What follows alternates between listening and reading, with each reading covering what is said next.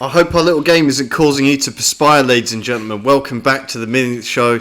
My name is James, joined in the flesh by Henry to my left. And today we are talking about Casino Royale. Yeah, not the parody version. Just the remake Casino Royale, I should specify. Directed by Martin Campbell, I believe, just off the top of my head. In 2006, this was released. Obviously, very much a defining Bond film. Yeah, I mean, this is intended to be a tentpole Bond film, to my knowledge. I mean, they were trying to it certainly is one. They were trying to distance themselves from Die Another Day for whatever reason, intended to be take itself seriously, but not be cringe. At least I assume that's the plan. But some of the dialogue, some of it didn't age that well. You know what?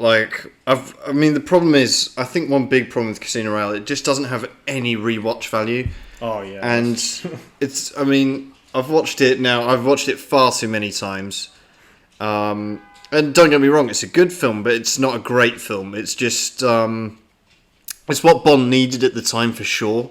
So obviously that's good. And Jason Bourne and Bourne Identity had just come out. I think that influenced things a lot. Among other, Batman Begins also, especially for Quantum of Solace. Saw 4, I want to say. No, that should be probably Saw 2 or 3 by then. Yeah. Saw 3, I think. So yeah, that's 2006. Bit of a different world back then. Yeah. Bond had a Sony Ericsson. Yeah, I'm rambling now. Did you have a Sony Ericsson in some of the previous Die Another Day, and Tomorrow Never Dies, he had one as well, yeah. Yeah, also, I'd like to point out, there was I think in 2003, between these two Bond films, you had Timothy Dalton in some Looney Tunes film with Brendan Fraser, playing some parody version of Bond. Space Jam? No. That was way before. He was playing some parody version of Bond or something I didn't know that. At some point. Yeah, I didn't know that too either until Johnny English would have been released by this point as well, right? What year did that come out? I think that was 2006 as well. There you go. So, pretty big year. That's surprising, because Johnny English kind of feels like very similar to Casino Royale. Must have come out just after Casino Royale, because there are certain moments which, were heavily parodied, obviously. Yeah, but then the writers were the same for both films. Oh, no, I'm thinking of Johnny English Reborn, actually. Because Johnny English Reborn is basically a parody of Casino Royale, more or less. That's how I see it. Kind of. But still, I mean, we're not talking about Johnny English, we're not talking about the Damien Drake parody. We are talking about... Yeah, I think what's worth talking about with this film, I think it's the highest rated Bond film on IMDb, right? So it's obviously... The critics loved it, of course. Yeah. Daniel Craig, he had his journey into becoming Bond actor. Funny enough, he quit smoking to play Bond. Usually it'd probably be the other way around in the past, but not the case with him. And he was just fresh face for sure. I know he'd just done Layer Cake, and I'm thinking about 2008 now. He did a really good film called The Girl with the Dragon Tattoo. I've seen quite a few films of Daniel Craig outside of Bond, and he's a very good actor. Obviously, didn't really look like Bond initially, and no one really liked him. Everyone hated him from the start in terms of he doesn't look right, or he's this, he's that. But I think so. He didn't really have the wind in his sails until a press still was released of him coming out the beach with his abs and stuff, and then it just did a 180 for him, and then everyone loved him from then on. Which is fair enough, because he obviously worked hard to achieve that look. So I think good for him. I mean, this film is if you're watching it for the first time, it's probably great. Yeah. Especially the fact you got Mads Mikkelsen in it. Yeah, it is. I mean, first 2 or 3 times, I think, this is a superb film, and that's as many times as you can watch it. Yeah. When you've watched it, probably in double digits, like I have, it really kind of becomes boring and cringe. There are, watching it last night, there are a lot of moments which actually haven't aged well. Not because they're not in the Sean Connery didn't age well, but in terms of just dialogue and stuff, actually, a lot of it still felt like a Pierce Brosnan sort of this. We're cool guys. This this dialogue which just doesn't feel right, especially with Vesper. No, well Vesper, with Judi Dench as well. But I was thinking in particular, not Judi Dench herself, but I mean the interaction with Bond, with the Greek guy's girlfriend. Oh, Mathis and...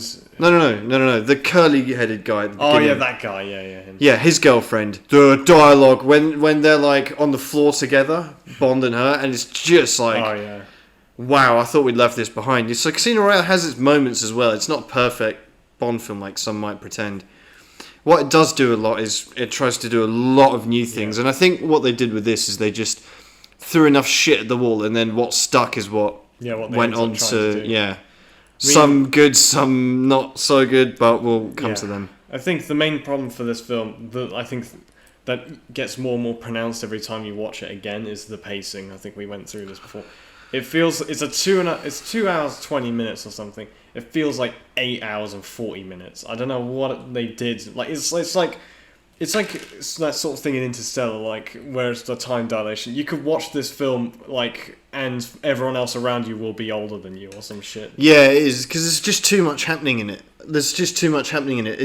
It goes from this black and white opening to You Know My Name to Uganda, Mr. White Man's Mixer. I'm just going to parrot through my notes basically. So then this running scene in Madagascar where he blows up the MC, and then we have Mads playing poker and weeping blood. Then Bond breaks into M's flat. Then the Bahamas. Then Miami.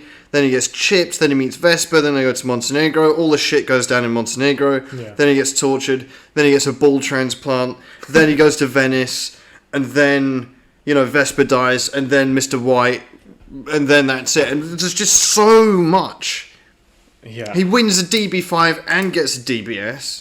There's so much shit happening in this film. He's driving his it's kind of too much. His Toyota Prius as well, at the start. And this also suffers from just not having any B plot whatsoever. This is all just Bond's journey, the entire duration of the film. Which, it's not bad. Like I said, it's a good Bond film, but it's just there's a bit too much for me, and it's a film that I don't tend to watch for a long time, just because it's just. There's a lot happening. It's especially, coming off the back of watching Die Another Day, which is, for what people it's entertaining, man. This is quite boring. Is excellently paced. You feel like you've only been watching the film for 1 hour. Like we said before, this one... Yeah, it feels like 3. Yeah. As well, it feels like that poker game takes way longer. You feel like you've been playing it as long as they do. That's the thing about poker, though. There is no such thing as a quick poker game, unless, like I was telling you last night with my mate, but, unless, there's a very big gulf in quality between one player and the rest of you, then it'll be a very quick game, but otherwise, it is appropriate that Bond does get, but I think we can come to that. We might as well just jump into it. Yeah, exactly. But how many times have you seen Casino Royale? I don't know. Maybe 5 to 7, probably. Okay. So anyway, we open up with this black and white opening, which is pretty cool. Yeah. I like the opening. It's something different. One thing I'm really glad is they cut a bit of this down, because they would, they cut back to him beating up that guy in the bathroom. There was a bit as well originally where he's it shows this is in Lahore, Pakistan, and it's a cricket game. He's following the guy around as well. I'm glad they cut that bit. I don't know. Really, I didn't know that. Yeah. Yeah, no need for that. It's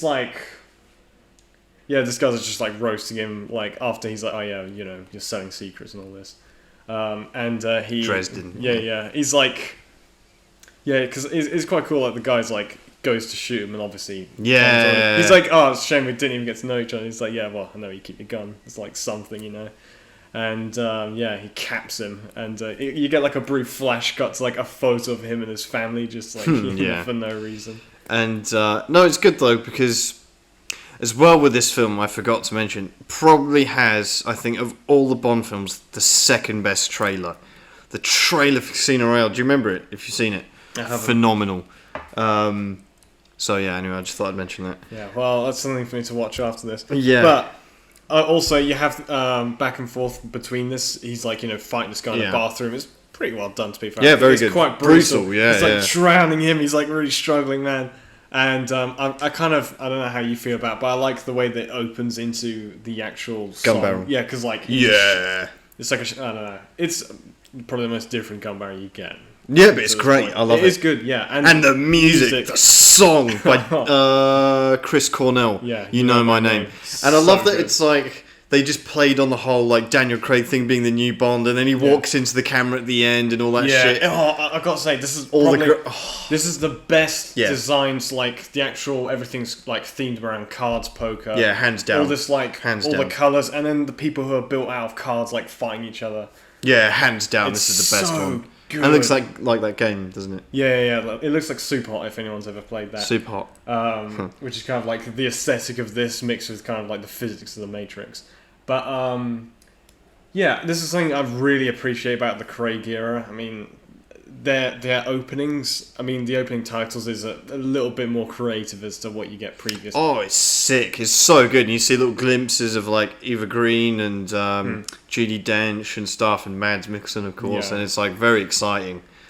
And the song itself is so much energy. Probably my favourite Bond song, I would have to say. We'll rank them at the end, but for me, this is like really top tier. Top This tier. is a top tier Bond song, to be fair. It's so good. And There's a couple unfortunately- different versions of it too on YouTube. Yeah, unfortunately, the chap who recorded it died not long after, which is a shame. Well, at least he managed to. But yeah, put this what a out. song to leave behind.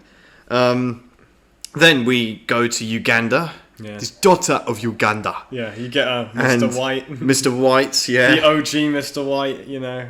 Well, yeah. And little old Mads Mikkelsen rocks up as well. Who doesn't believe in God. He believes in a reasonable rate of return. Which is quite cool. So, Yeah, yeah, why not? Yeah, I'm gonna get you. Like the whole point of it is just he's trying to win terrorists money and shit. I like this whole plot line. I mean, Mads Mikkelsen, let's talk about him a little bit, his Yeah. character. The fact that he's He just weeps like a blood, banker yeah. for terrorists. Yeah. Which is legit. Like, those guys surely exist. Yeah. And he's not over the top. He's not... I mean, yeah, the scar and all that shit is just unnecessary. You'd think that's a great thing to leave behind, but they didn't. I don't mind it, to be fair. No, it's just It distracting. doesn't really add much. Like, if you It distracts me. That's all it does. It doesn't add anything. It just distracts me. Like, Mads is a perfectly capable actor. Yeah, that's true. But nevertheless, they decided to add that in. But Need to give the makeup guys a job. he's you not know? like... he's never going to fight Bond in hand-to-hand combat. He's never going to, be particularly threatening or menacing. That's not Mads Mikkelsen's... I mean... He's just very sinister and very it's like just his presence. atmosphere, Kind of. yeah, around him. It's like kind of like the sort of effect of Mark Hoffman, where he doesn't actually say anything. He just kind of sits there and he's just. Yeah, but Mark Hoffman's hench I know, as well. I know, but it's like a different kind of. And thing. he has a great. Anyway, we're not talking about Saul. Anyway, we'll come back to Mads later. Yeah, we'll come back to Soul Trap. Then we go to Madagascar, and we have this great big piece of free running, basically Bond parkour. watching some snake versus a mongoose fight, I think it was, and then Yeah, he's Carter baits him out. Yeah, it's like, oh yeah, what do you mean? Take my finger off my ear. Oh yeah. Anyway, yeah, and I mean, it's pretty cool.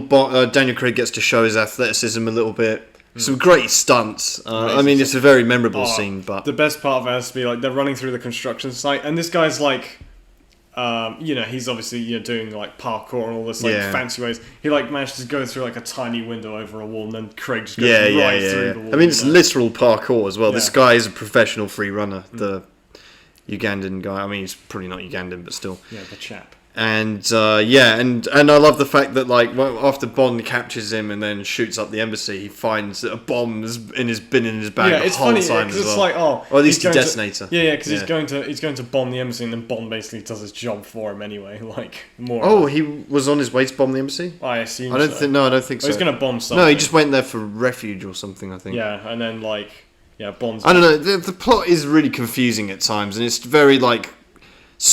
I mean, some parts like later on the whole betrayal thing. I've never really fully like sat down to really like okay A to B to C, because they even retcon it in Quantum of Solace as well. Yeah, which really pisses me off, but whatever. So Bond gets a clue here, ellipsis, from a cell phone. Yeah, and during this time, Mads Mikkelsen is playing poker with another guy in Weeping Blood, and just gets to do his villain thing, Nothing sinister. Yeah, nothing sinister. Definitely not. Yeah, exactly. So yeah, that's happening as well. Yeah, he's like also on the phone to a guy. It's like, bet against the market for this much money because nothing's about to happen. Man's basically playing like a crypto bro in this film, man, like half the time. But anyway, then Bond breaks into M's flat after she's like goes on some epic rant. Yeah. She House like of literally Parliament. suggests like killing himself. Yeah, basically. And she uses the word bastards, but bastards. And she's not northern enough to pull that off. She's posh and southern. You can't. I didn't you can't say understand bastards that, like but it that. just Always jars me, man. Oh well. But I mean, I don't know what the fuck the whole point is of Bond breaking into a flat. They're like, oh, and later on he's got all the passwords and stuff. How does he know these things? It's like, well, because he got into her laptop, didn't he? Yeah, but why does he? Why would? To be fair, that is a good question, which they never address. They just make you. They want you to think, oh, Bond is also Q. Yeah, true. Well, then they bring. I don't Q buy in that. At some point. I don't buy that at all. I don't know. Right? Why would Bond need to know that stuff? That's like extremely advanced elite hacking because obviously it's MI6 as well. Yeah, right? and it's the head of MI6. Yeah, it's like and not to mention the security around her flat as well. Yeah. But Bond, and you're not expected to question those things. That kind of always bothers me. Yeah, I somehow doubt this is in the original book, which I will have to get to read at some point. But you know. Then anyway, we go to the Bahamas. Very nice location. Bond's driving like a Ford Focus or something like that. Yeah, something like that. Which is always amusing. Wait, he still looks alright in a car like that. No. We don't. No one watches a Bond film to see him drive an everyday car, man. Yeah, I know like that. Clarkson's reasonably priced car. That's what it looks like. Stupid, man. Anyway, it doesn't. He's not driving it for long because he wins a DB5 off this guy. Yeah, in this, he just like turns up to this old people's home and they like hijack their poker night and fucking start throwing cars around on the table. So Bond. I mean, he does some pretty cool like spy stuff where he like crashes the guy's car because he gets mistaken for a valet. Yeah, he's got that. Yeah, the guy who's meant to be a reference to Goldfinger with his fucking Range Rover and shit. Yeah. Yeah. He kind of looks like him and has like a gold car and shit. I'm not comparing that Range Rover to the Rolls Royce Phantom, man. I know. No way. Yeah, it would be a bit on the nose. I don't care. I refuse to recognise that as Goldfinger tribute. Anyway, Bond, like I said, what's the Greek guy's name? That fellow. Can't remember. The curly-headed guy. Don't know. He basically wins his DB5 and his wife, and then shags his girlfriend. Yeah. And during this time as well, we do get the shot of Bond emerging from the beach and making eye contact with her, and all these random kids running after a horse. It's like weird, man. Yeah, I know. So that was like, I don't know, man. Yeah, but he also I suppose they're just trying to be like, okay, well, don't expect you got don't expect. I don't know. They're just trying to be like, okay, this isn't what you're used to, kind of thing. I suppose which is fair enough. Oh. But as I say, that kind of wears off after about the third viewing, So, yeah, honestly. But anyway, then after that, Bond, basically gets what he needs to out of his girlfriend, so he shoots off to Miami without even banging her, I don't think. I mean, it's kind of left a bit ambiguous, but that'd be a bit of a waste if he didn't. So, he goes to Miami. Yeah, stops the in a taxi. Yeah. And they're in this weird museum. He stabs the curly-headed guy and then follows this other guy. They could have just had that to be the same character, Yeah, seriously, that's how I way thought. Easier. But anyway, this guy's gonna bomb like the unveiling of the largest big plane. ever. Yeah, some Captain Scarlet flying Titanic. Yeah, right. Bond. I mean, it's a really good action set piece actually. When it's like the tanker, the fuel thing, and the airport. There's like a little bomb on it as well. That the guy like a key ring, like key ring bomb. Yeah, in case you need it while you're hiking, Yeah. That was very cool. It goes through the bus. That's a cool moment. Yeah. And it's very like high adrenaline sort of stuff, and obviously Bond. It's great because Bond obviously gets apprehended as well. Yeah, and the tanker's right next to it. Yeah, and he like only just stops it, and then you think like the key is the bomb is still attached to it, but it's actually and then attached he looks to and it's on his belt, So that was a great little moment, and then the off-screen like explosion, and little Bond's smile, just like, covered in like slashes, man, on his face as well. Yeah. So that's a cool moment. And then Mads has lost all his crypto as well. So, yeah, exactly. Mads has lost all his Dogecoin. He's got his little inhaler as well. Yeah, exactly. I'm surprised Bond never stoals his inhaler. It's such like a random plot device, man. Like they have this whole villain have a fucking inhaler just for the purpose of like eventually, like taking it off him, or not even that, just fucking planting a device on it later. It's just like really pointless. Okay, Tom has magically joined us now, so that's good. But like I said, yeah, Mads Mikkelsen loses all his crypto, and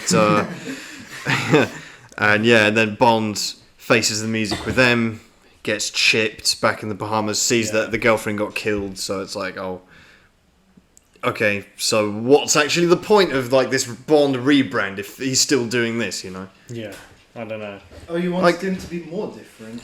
No, but it's like, you know, that's what people slag Bond off about. They're like, oh, he fucks the girl and then she dies and it's like pointless sacrificial lamb, and it's like, I don't know. And he just does it anyway in this. It's like, I thought this would be the best chance to depart from that trope. That's a good point. And they just do it again. Like, her life is meaningless in this film. She's just pumped for like a bit of information, which, to be fair, saves probably quite a few people's lives.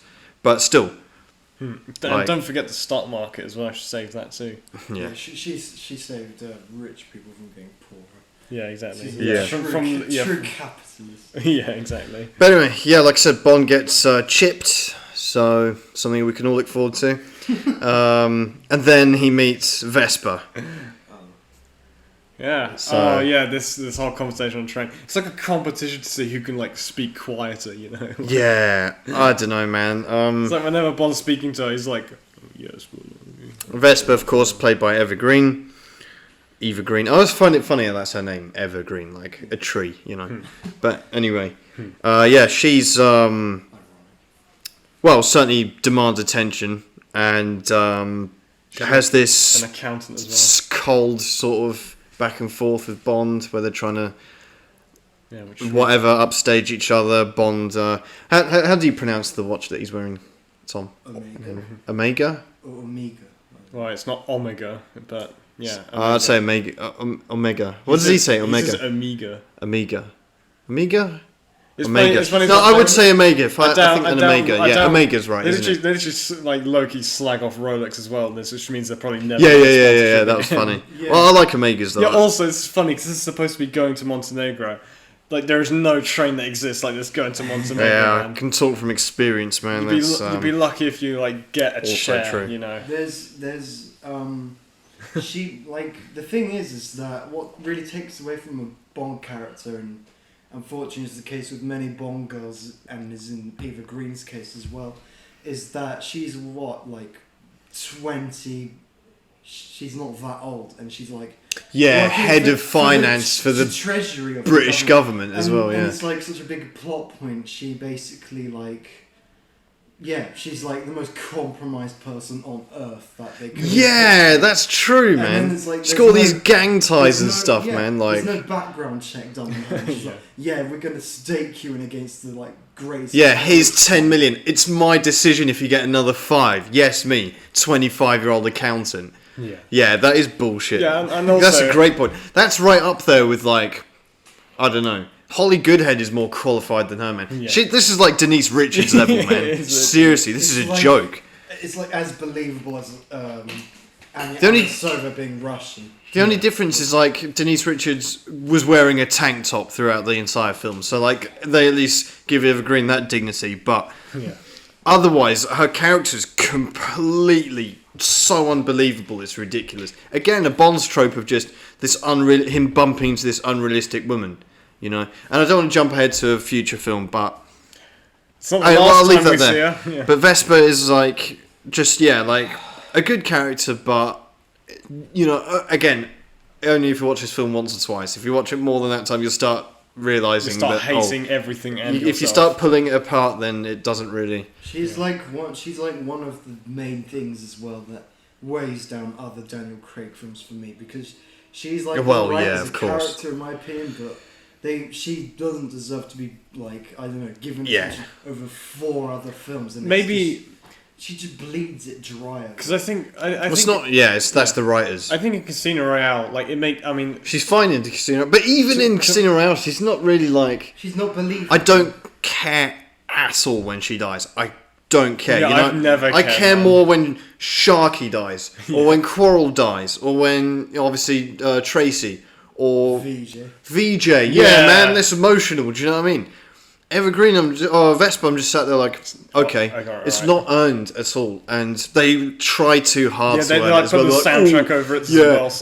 I love you, marry. Well, it doesn't say marry her, but like they try and do like all this stuff. So he's like, he's doing poetry with and all this shit, and it's like, okay, yeah, we get it, but we still don't buy it. They knew each other for like 2 or 3 days. Yeah, what they should have done is just. They went on their mini honeymoon after that. They get tortured together as well. That probably probably brings you together somewhat. But it's in the shower.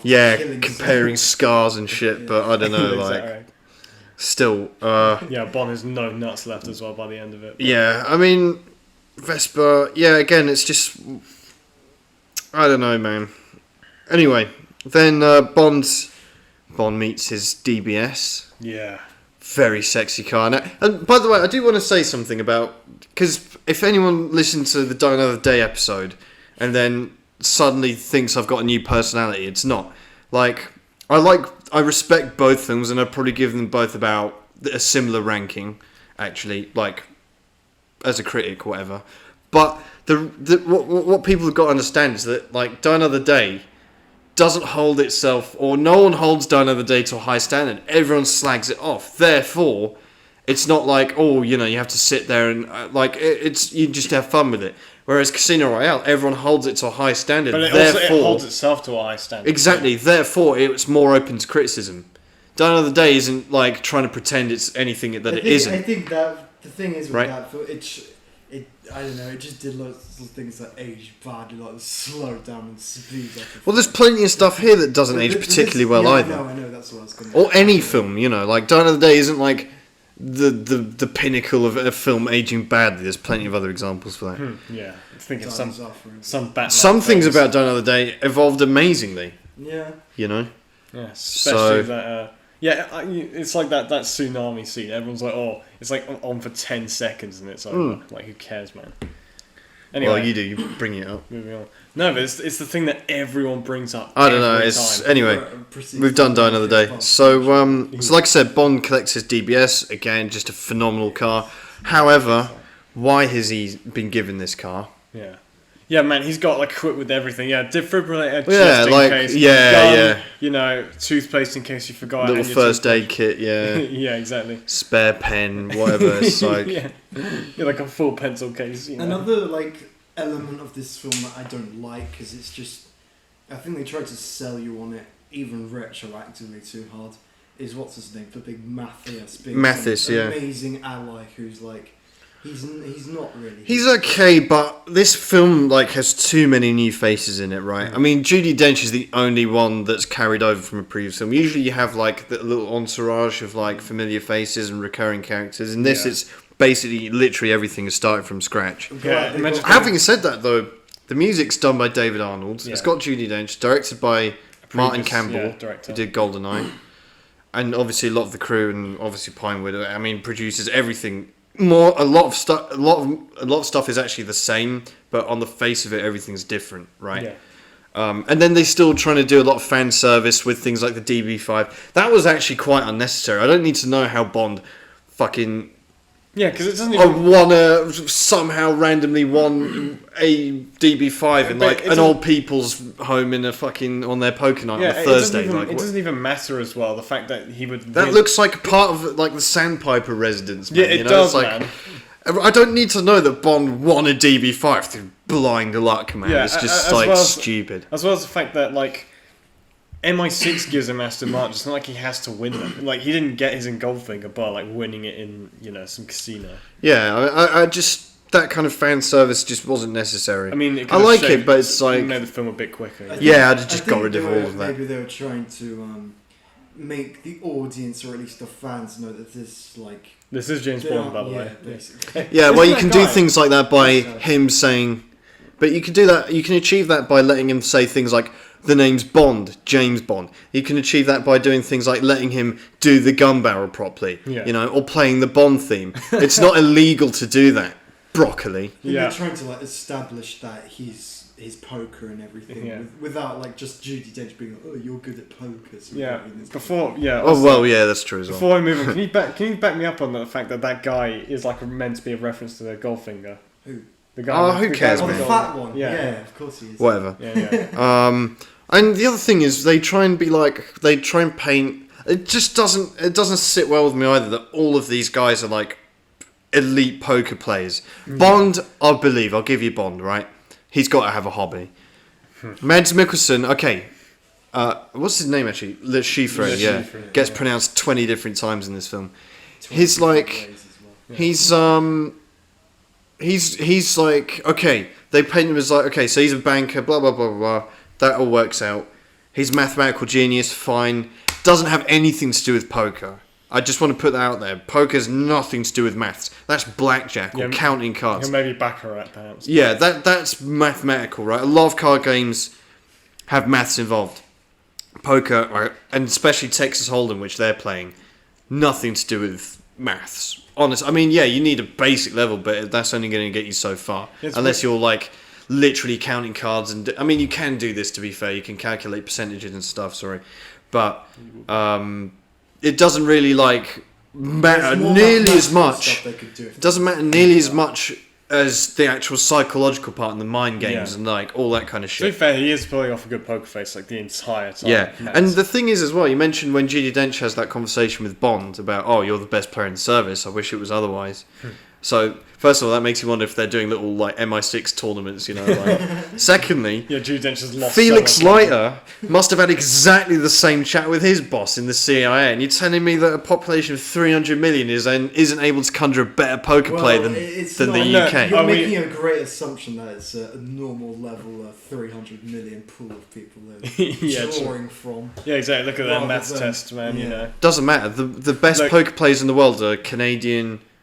And yeah, well, I think the best player is Canadian actually, but there are a lot of Americans that play. Are we complaining that it means that Jeffrey Wright gets to be Felix Leiter? No, I'm not, but it doesn't convince me he's a great poker player, that's all I'm saying. Not saying I'm the best either, but, you know. I like how they got the little representation around the table as well. They got like the some Japanese guy. Yeah, African bloke, it's like, I mean... Bilingual-wise, yeah, they got the... Is Le Chiffre supposed to be French, I assume? He's supposed to be Albanian, actually. Yeah. Well, go figure. We didn't have to travel far. Like anyway. Mathematical genius. So yeah, we're introduced to Mathis who... Yeah, we're introduced to Mathis who's like, whatever. He is, although, in a Hannibal film, as like, he's randomly pops up, you're like, oh, that's cool. He's really good at it. And obviously, Mads Mikkelsen plays Hannibal as well, famously. So yeah. So Bond and Vesper, so yeah, they meet Mathis and he's like, whatever. Bond and Vesper, they're like exchanging outfits and mention the word ego 50 times. Yeah. They're like getting in the lift and all this shit. This is another trope that like I don't like. That becomes a thing of Daniel Craig films. It's like there's psychology and like Freud's and it just annoys me. It gets my nerves. Like they never had to do. It doesn't matter either. We'll wait until we get to Spectre, but Henry actually made a really good point. About psychologists in films. Yeah. And like, I just can never ever unsee it after that. Like, this is the thing that, like, the whole point of this film is to, I mean, the new Bond, it's like, you know, you've seen Bond in like 20 films so far, but have you really wanted to see what he's like under the surface? I'm like, no, I don't actually. Like, I don't want to see. I don't want to see the inner workings of this like psychopath's minds. To be honest, just let me just watch him blow something up, you know. And nothing against Daniel Craig personally, but his Bond, like, they just do things with him that are just unnecessary. Like, we're going to look into your mind, we're going to make you all emotional and moody. Well, that's not like, really a bad thing. Sometimes it doesn't go well, but sometimes it does, like in Skyfall, right? So you can't have it both ways. And for example, I mean, I praised Tomorrow Never Dies because it tried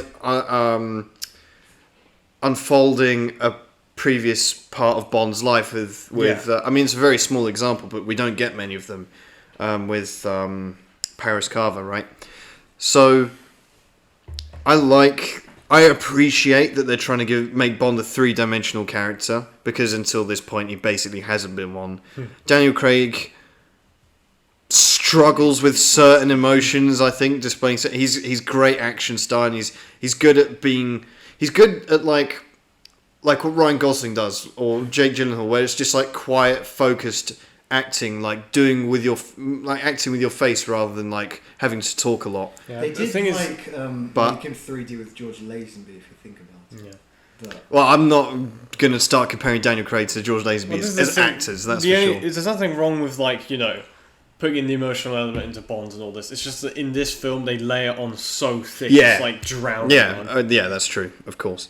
And it becomes thicker as it goes on, almost. Yeah, apart from in Skyfall. Like, well, they fit. It's like they balanced everything. Yeah, they beat you over the head with it. But I mean, like I say, they're trying to go in a different direction, and not everything was going to come off perfectly. I'm suddenly defending Casino Royale, but yeah, it's you know, like I said at the beginning, it's they were trying to throw a lot of shit at the wall and just see what stuck. I think they're probably waiting for the what. And of course, actually, I used to know a bloke who when I was at college who actually worked in some very minor capacity on Casino Royale, and he was like, yeah, actually it was going to be a stronger reboot, like a harder reboot, where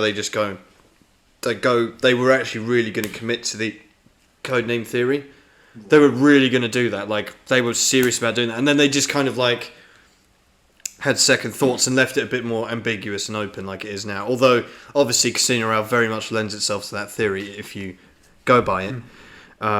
And of course, I'm referring to the fact that 007 James Bond is a code name rather than the name of the character that has been around for 60 years. They have to visit the grave of the other guy's wife every time, you know. Yeah, exactly. We should also put in a little mention of the fact that how they like double-crossed, well, not really, kind of double-crossed Pierce Brosnan. Oh, yeah. They like, he every single one of Pierce Brosnan's films made more and more money. Oh, yeah. And then, like, he thought I thought everything was going so well. That's what he said, yeah. Yeah, he said that on an interview, and then, then they basically turned yeah, out, they just, like, axed him, man. And they also apparently it would have, I found on the trivia page of IMDb that it would have costed $30 million to bring him back, so... Yeah, well... Yeah. Well, it's a lot of money. It's interesting as well, because, I mean, obviously, the reason they hadn't made the Casino Royale film up until this point is... Well, yeah, the rights to it were, like, owned... It is like passing, like changing hands so much. That's why, you know, you got the parody version, and eventually they got their hands on it. And I think at some point, I think Martin Scorsese said he wants to do like an actual timepiece in the 60s or something, or the 50s with Pierce Brosnan, but for Casino Royale. But that never happened. So it's a shame, and I don't think Pierce Brosnan would have been bad in this film either. He's certainly got the acting chops for all this, you know. Like I said, like third dimension Bond, like romantic stuff, like. Pierce Brosnan's more than capable of that. It's a shame they never had the rights earlier. You could imagine Roger Moore being pretty good in this, surely, right? Yeah, actually, I can. Yeah, I should. It's because he doesn't. Not sure about that. Anyway, he's a bit of a different era. I'm just sort of comparing Pierce Brosnan, but anyway.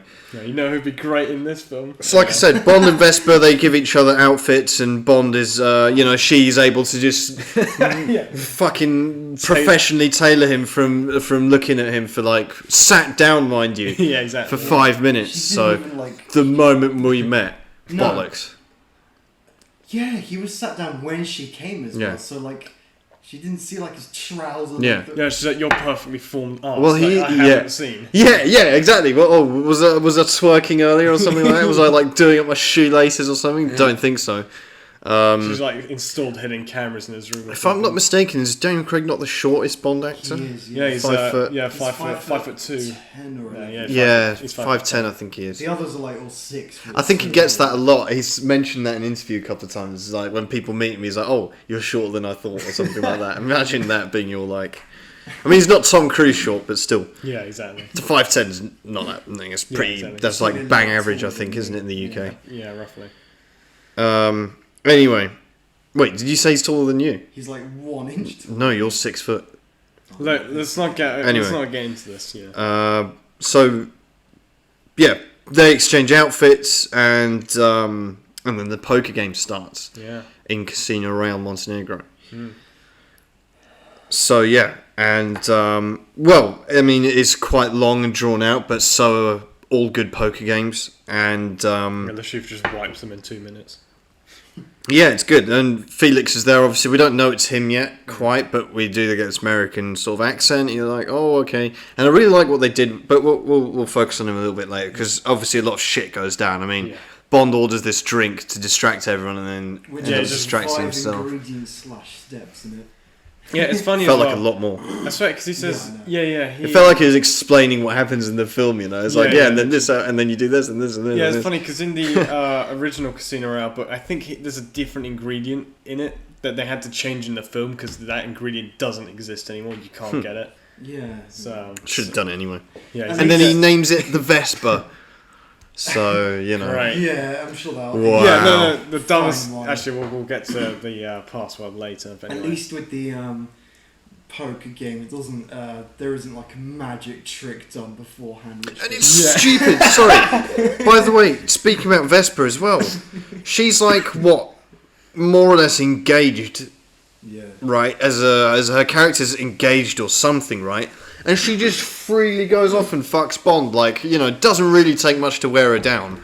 And it's and like- she's supposed to be in love with her Algerian love knot, and then at the end of the film it's released, oh yeah, well she had this secret boyfriend the whole time, so it's not really a good look for her character, who's meant to be the love of Bond's life as well. It's just like But nothing about her character. I mean, like I say, if you just leave it on the surface, if you watch this film once or twice, I implore you, just if you don't want to realise how much, I mean, you start pulling if you it. get to this If you point, if you start pulling at threads, then it really falls apart.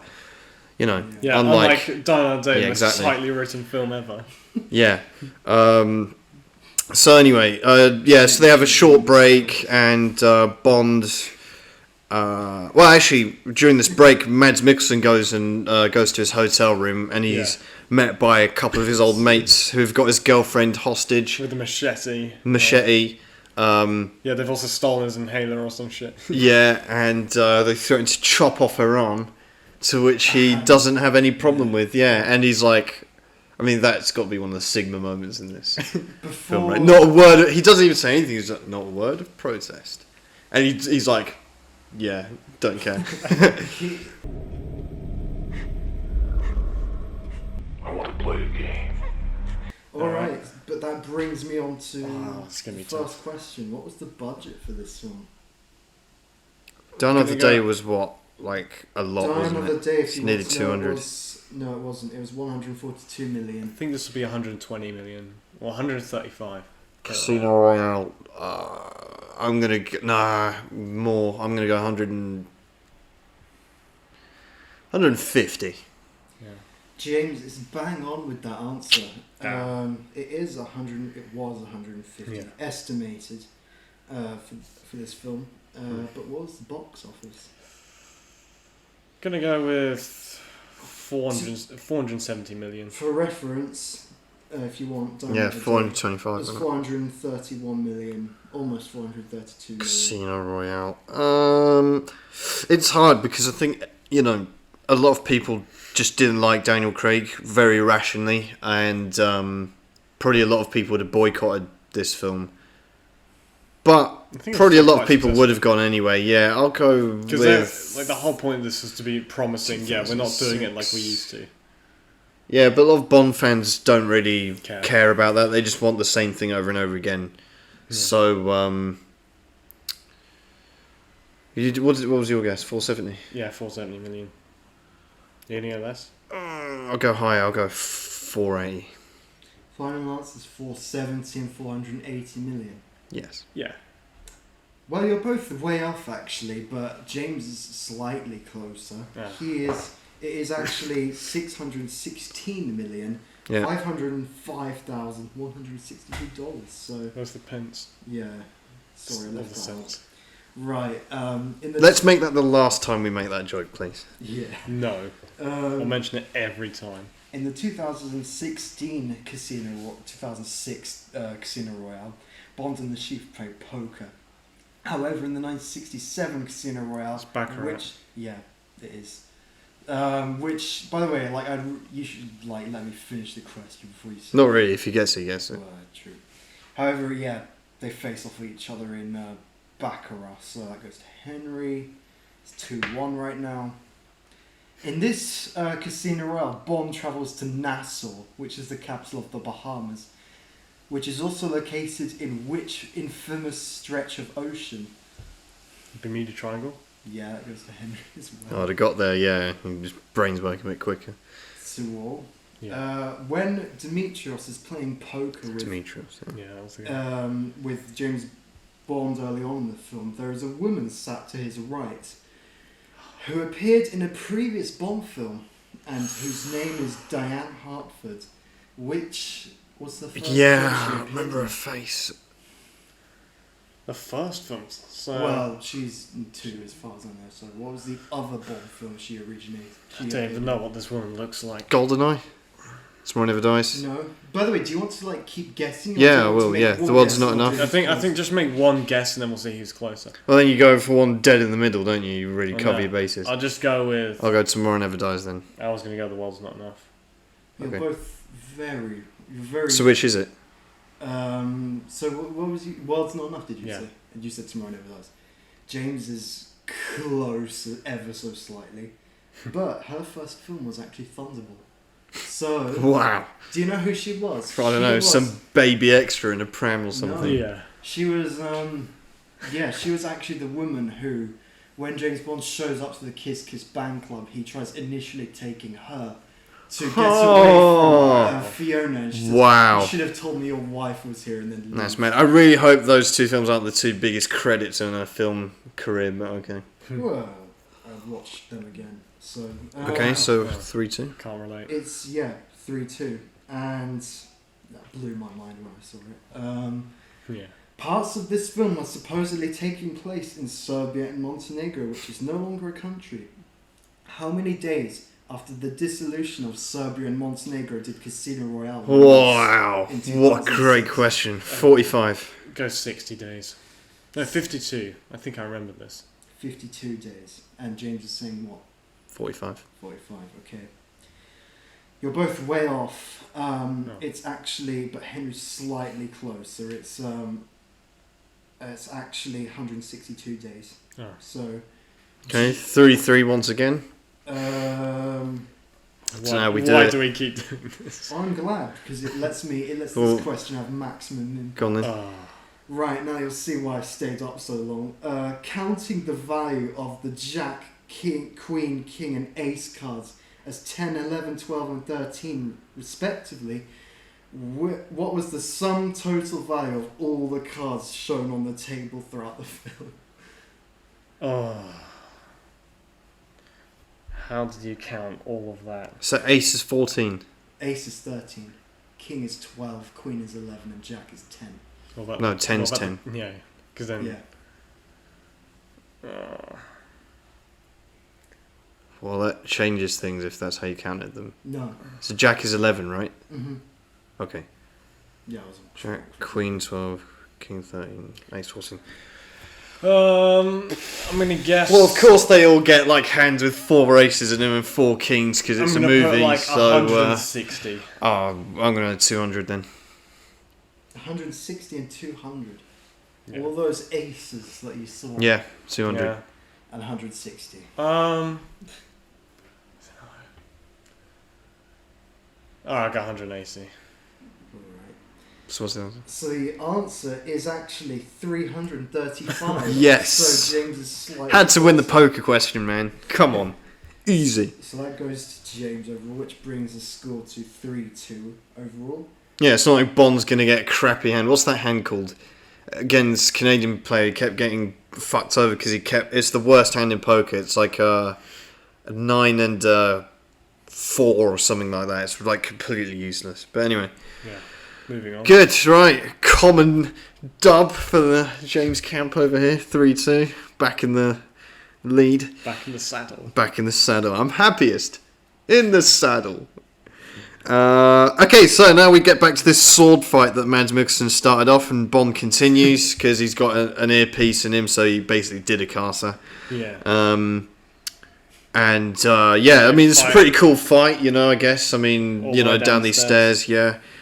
Which ends up with Bond, choking this guy out. Yeah, and Vesper gives a helping hand. yeah, and it's stupid. It makes her look like she's been shot. It's so confusing, because the gun goes off and then she's like, ugh, like this, and you're like, what, and then all she's got is a little bit of blood, which How can the Bond hotel sucks off her. So, Do you reckon the hotel staff fucking heard that, man? Just in a stairway, if you fire a gun, Well, it's more. It looks like a pretty mafia sort of casino, to be fair. Yeah. But yeah, so anyway, then we just get machetes through the door, blood-sucking Bond in the shower, with Eva Green. Yeah, because he just changed his shirt and now he's ruined it. Yeah, again. right. Yeah, literally. Anyway, so then they go back and, Mads Mikkelsen asks him if, he's perspiring, as a good friend always does. Checks on his sweat patches, Anyway. Yeah, Bond gets a drink, gets spiked, and... No, not yet. No? Bond goes all in.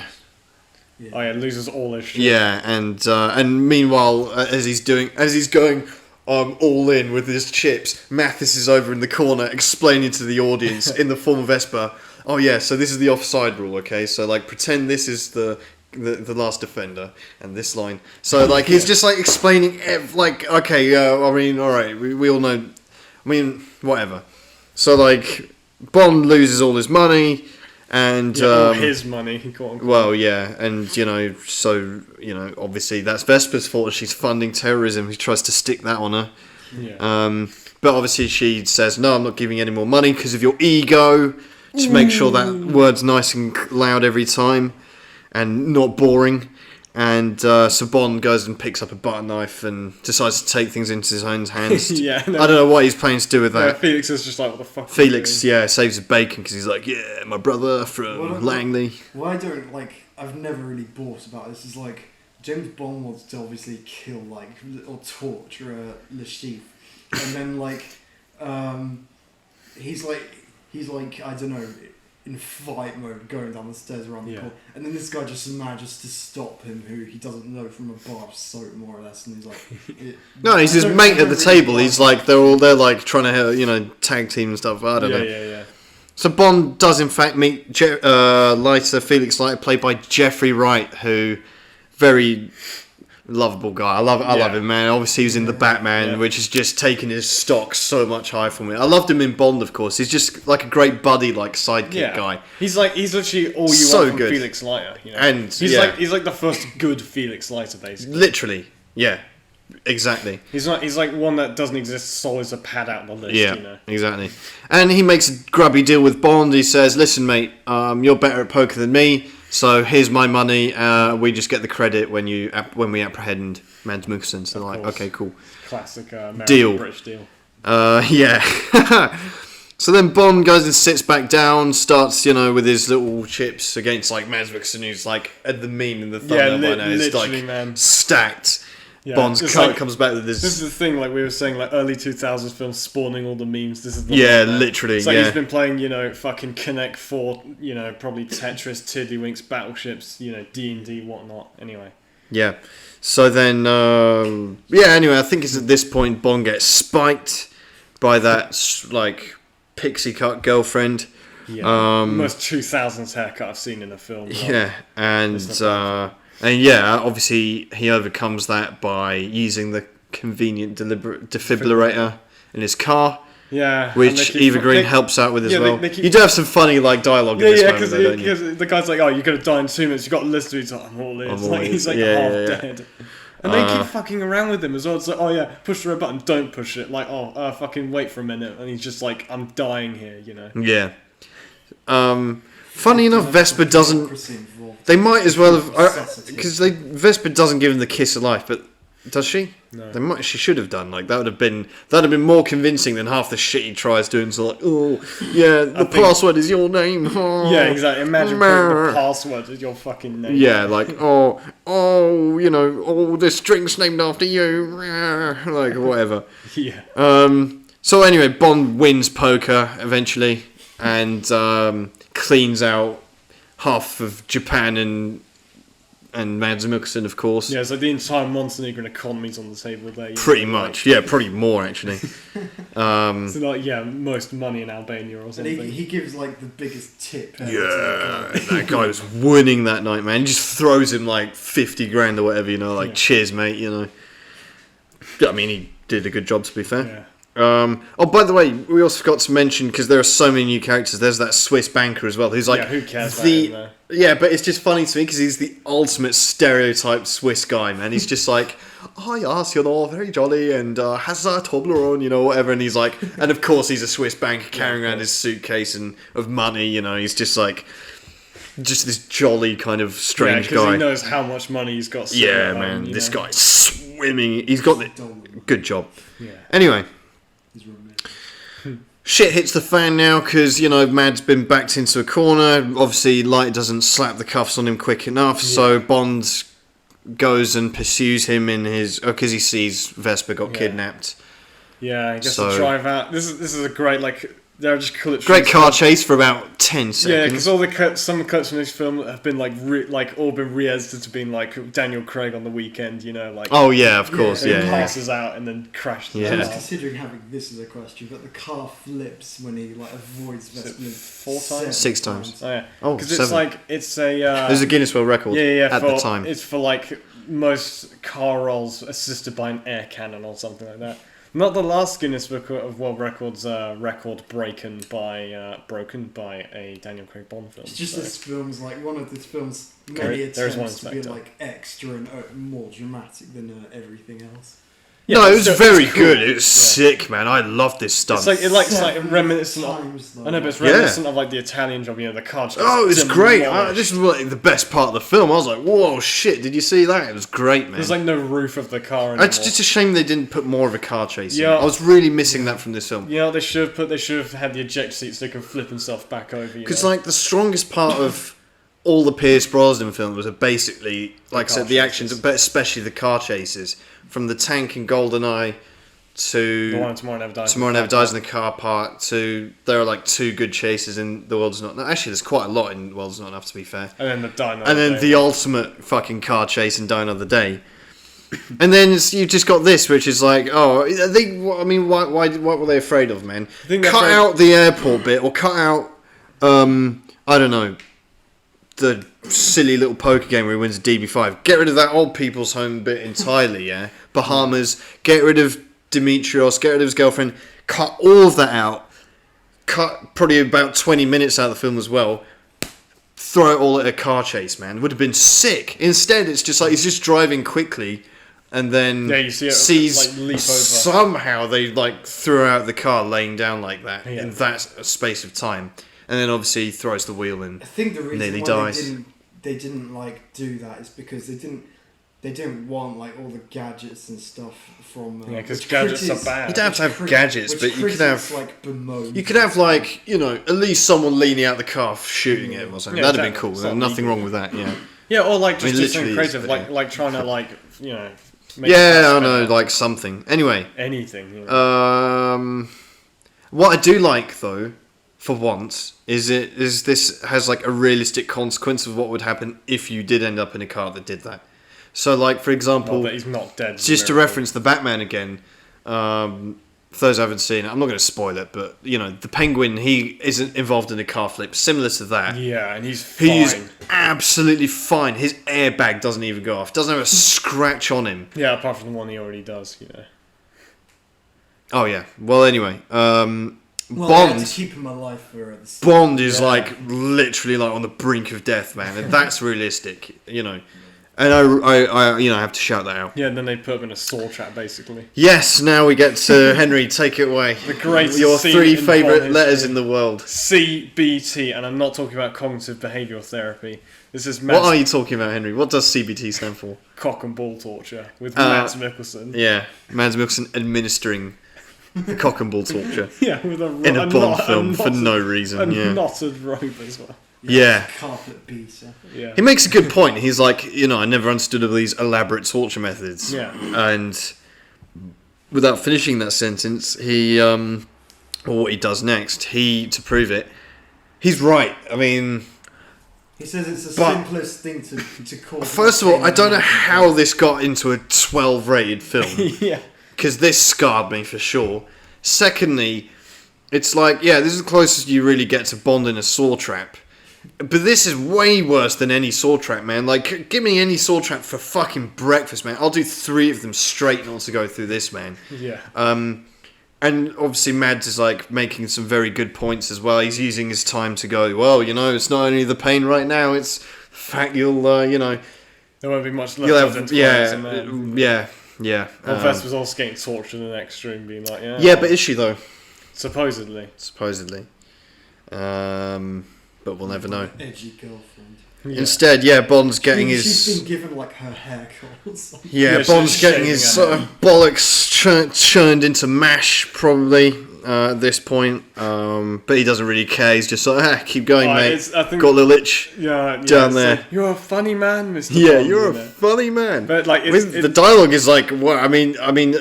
He's gone. Like, this scene is so uncomfortable and so fucked up. You're like, well, yeah, but like Bond's like gone like basically. He's got his banter, He's gone like insane by this point. He's just like, He's laughing at him as well. He's like, the whole world's gonna know that you died scratching my balls. Great line. I mean, the dialogue here is fantastic. To be fair, and the whole concept is just like a bit too much for a Bond film. I mean, at least a 12. If you're gonna do this, make it 15, and just like, I mean, I don't want to see anything, but. You can just do stuff with the rest of the film as well. But I mean, it just comes out of nowhere. You've gone from like Bahamas and airplanes and stuff and like poker, and now you're just like whipping a guy's ballsack, It's and he gets like the greatest timing of all time just before he gets turned into a eunuch. Mr. White turns up. Yeah, but I mean, on company time. Yeah, but I don't know, like, just with this scene is just I just don't know why. I mean.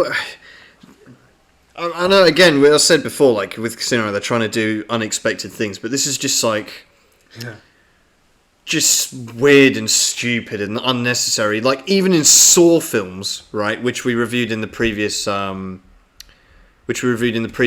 that we did, Up. Don't know, he's a phone, do you? Yeah, I know. Used to my Sony Ericsson. Sorry about that. Yeah, even in the Saw films we did, okay, they're violent, they're gory, they're all 18s, they're all X-rated though, right? Like, that's the point. This is Bond, and it's like, okay, you're whipping the guy's nuts. Like, this is like too much, man. Yeah. Too much. Really, you didn't need this, man. I think. I don't know. I personally don't. And all he wants back is like what, 15 million quid or something. Like, stop, Yeah. He wants the money. So and he does there's a great moment as well where like Mads Mikkelsen goes over and he's like, listen, give me the money and I'll at least let you live. I'll let her live. And it's like, oh shit. And also, the only thing that does piss me off about this scene, it happens 3 times and it might even be reused footage. Daniel Craig going like that. He does one look away and then looks back and then he just does these 2 sharp breaths. I notice it every time and it's like, it happens 3 fucking times as well. Oh, well.